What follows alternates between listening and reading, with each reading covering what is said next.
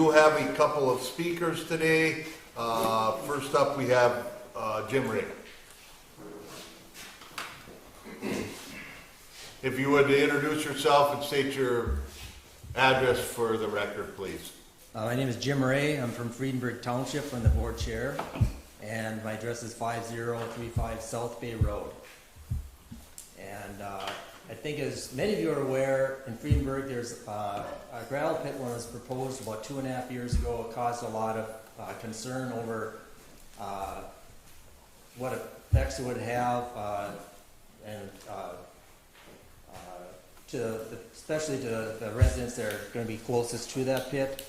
That led into quite a bit of investigation and research by residents and by their town board on what the adverse effects are of townships, of those pits in our township, because we have many. We have over a dozen pits listed as still as active, even though many are inactive. A site visit was done last year, and I appreciate that being done, but there's still concern over whether an in-depth inspection was done, just to alleviate some of the concerns that we have over the pits that we have. Again, many are inactive, so we'd like to have them taken off the books so they don't have to be inspected anymore. But I think there's some, I'm just saying some of the permits that were given even by our township in the past, that inspections don't have to be done every 5 years. And I don't know if there can be a way to change that, because those pits should be inspected, even though the permits were given by a different entity. The county now has the responsibility to do that. So these pits are going uninspected, and it hurts, I think, the reputable contractors that are running their pits, because if they're compliant, there's many that might not be. So it hurts them. So what I would like to have done is if we could have a formal inspection done of our pits in the township, it would reduce a lot of the angst that we have with our townspeople, and a lot of pressure that's put on our town board to even overtake that responsibility. So that is why I'm requesting now, if we have formal inspections done of our pits, and the ones that are inactive or closed, get them off the books, and the ones that are active, make sure that they're compliant, and just put our residents at ease and take the pressure off our town board to assume those responsibilities. Do I have anybody have any questions for me?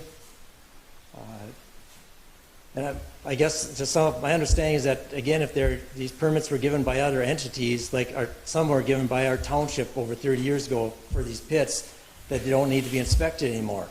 Well, that doesn't seem right to me, that these pits can just go on operating without being inspected any longer.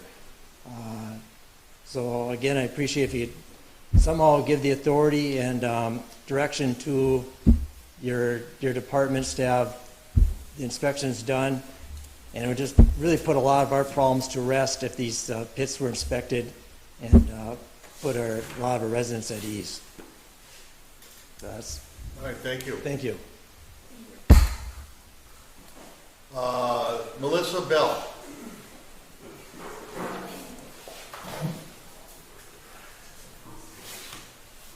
Hi, my name is Melissa Bell. I live at 6382 Beaver River Road.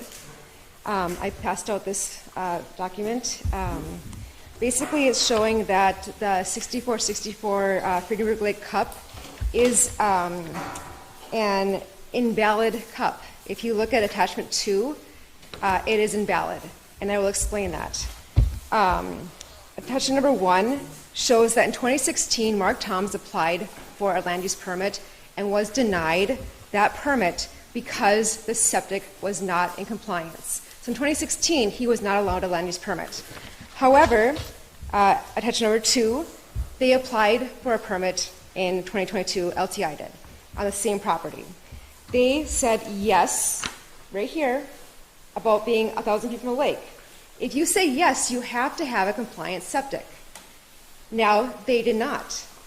And it says, right here, intentional or unintentional falsification of this application or any attachment thereto will make the application, any approval of the application, and any resulting permit invalid. Now, there's no timeline of 60 days. There's no, the director may or may not approve or disapprove this. This is a fact. I will continue. Item number 3. One of our supervisors, Clay Sitch, emailed the director, Mr. Johnson, letting him know that the septic was not up to compliance. Mr. Johnson kindly wrote that he'd like to throat punch some of us with no, you can see it right there. He wants to throat punch some of us. But there's no punishment to any of that. He's okay to say that in the workplace with his peers. The next day, on June 2nd, they talk about sending 2 septic inspectors to the site. June 2nd, 2 septic inspectors come to the site. Okay? There's lots more information. July 1st, the septic tank, the permit is approved. The CUP is approved. July 1st. Interestingly enough, there is a septic inspection of noncompliance on July 13th. So without my data requests to find this information, anyone would think that they didn't know that the septic tank was bad. They would think that they found it out afterwards. However, they did know. There is a document in here. Which one is it? Again, it's number 4. They say, barring the septic issue as possibly not meeting the conditions of adhering to all of their county requirements, do we have a reason not to issue the permit? So, this very clearly shows this permit is not valid.